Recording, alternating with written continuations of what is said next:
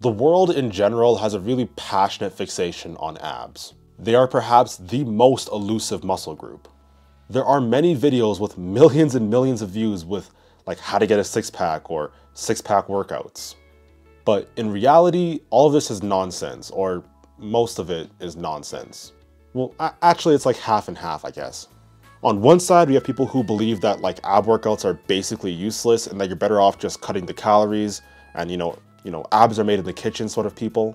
And on the other side, again, we have people who do all these 10-minute ab workouts in hopes that they're gonna get a six-pack.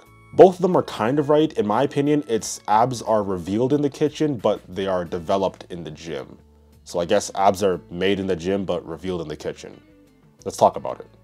By now, in 2022, I hope nobody still believes that you can spot reduce belly fat, because that's just not possible. You can't do ab exercises and hope that the fat in your abs will magically just disappear. That's just not going to happen. You can try and mask your fat and give it a better shape by building muscle, but the fat is always going to be there. It's not spot reducing fat or anything. Like, for example, you could grow your lats and that will mask your love handles because the lats are creating the illusion that your love handles are smaller than they are because, you know, you're widening out at the lats. But that is not going to take away the fat in your lats. It's just fat in your love handles. It's just masking it. Now, it's also important to mention that some people actually just store fat differently. Some people store more fat in their legs. Some people store more fat in their stomach. And a lot of that is just genetic, but even then, they still lose fat everywhere at the same time. It's just some places lose fat more when you lose like 5 pounds of fat. Some people will lose like 4 pounds in their stomach and then the rest elsewhere in their body. Whereas some people would like have that more evenly spread out throughout the rest of their body. They aren't consciously choosing where to lose their fat. It just happens to be that genetically they store fat differently. And this is very apparent with the two genders. Men, we carry a lot of fat in our stomach. It's very unfortunate, but we carry a lot of fat in our stomach. Women, they're kind of fortunate because they carry a lot of fat in their thighs. Now, again, you can build muscle to give your fat a better shape. Like, for example, if you just look at Eddie Hall, for example, that guy's probably like 20% body. I'm just throwing numbers out there. It depends on at what point you're looking at him, but he's probably like, I don't know, 20, maybe at some points he was like 30% body fat, but he still had like an outline of muscle. And even at like his lowest body fat percentages, which is like maybe, I don't know, maybe 20%, maybe 17% body fat was his lowest body fat when he was like trained to be a boxer to fight the Thor, I believe it was. He still had a six-pack. Not only did he have a six-pack, he just had like well-shaped muscles in general, despite the fact that he was, you know, at quite a high body fat. And then we also have people who have very low body fat percentages, but no abs. I'm sure we all know that, like that very skinny person who just has no muscle whatsoever. And like you can see like his like rib cage, but you can't see his abs. He might have like an outline of a sort of like six-pack looking thing, but he doesn't have a like, you know, the full-on 1, 2, 3, 4, 5, 6. So it seems that just lowering your body fat percentage, like a lot of people say, just like, you know, just lower your body fat percentages and your abs will be revealed. That doesn't seem to be enough for some people. And on the other hand, some people still have high body fat percentages and you can still see their abs. So, you know, just doing some critical thinking, there seems to be like some sort of mix between them. You need both a low body fat percentage and abdominal muscles highly developed. Your abs are revealed better when you have a low body fat percentage, but you still need a lot of musculature in your abs to really get it to really pop. I like this graphic by James Q Fitness. Everyone has abs. Some people have underdeveloped abs covered by fat. Some people have developed abs that are still covered by fat, but then you can still see them. And that's why you can still see Eddie Hall's abs despite the fact that he isn't very lean. With strongmen in general, they have very, very strong cores. They have to lift all these precarious and unconventional objects.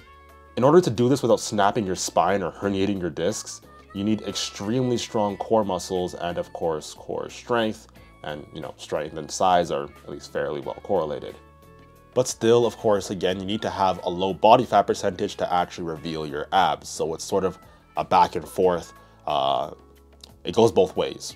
I know that this isn't necessarily new information to you guys. Like, of course, you need ab development and you need low body fat percentage, but people underestimate just how much core development that you can actually get and how how much abs you can have, that are still visible at a very high body fat percentage if you have just extremely ridiculous core muscles. Now, practically speaking, ab exercises aren't necessary, but they can be an extra boost if you want to do that. Doing compound exercises generally tends to work on your core a lot, like for example, doing pull-ups works on your core a lot. And in general, just calisthenics-based exercises work on your core a lot more than most other exercises that I've noticed. And here on Poly Athletics, I incorporate a lot of calisthenics and weights together in order to gain the holistic, full benefits of both of them. And I think one of the benefits of calisthenics is that it incorporates your core a lot, which will make you be able to have a six-pack, a more defined six-pack, and especially more defined six-pack at higher body fat percentages. But of course, direct ab work doesn't hurt that, and it just helps it if you're really interested in getting a good six-pack. So, my advice would be to do it, a few times a month. Probably shouldn't be too often, that way it doesn't interfere with your recovery with your main program, but on a rest day, if you're just feeling a little bored, that you can just pull up some ab exercises and then just do a quick 20-30 minute ab workout. And of course, building abs also builds muscle, and that contributes to your NEAT, non-exercise activity thermogenesis. Even though it's a little bit, it still does contribute to it a bit. Now, there is actually a danger when doing ab exercises, like direct ab exercises, is that your waist might get really big. Because if you look at all these strong men, they obviously just have really big frames, of course, but there's no doubt that I think it's bodybuilders who said that they don't work on their obliques, for example, because it makes their waist look really big. So, I think that your stomach in general might just look really big if you have really big ab muscles. And yeah, just watch out for doing a lot of oblique work, because that might make your waist look bigger. And there is a danger of if your ab muscles are really big, even when you're pouting your stomach out, you still might have a large stomach, and even though you take off your shirt, you'll have a six-pack, you'll still have a large stomach. So I think that's something to consider. It hasn't happened to me.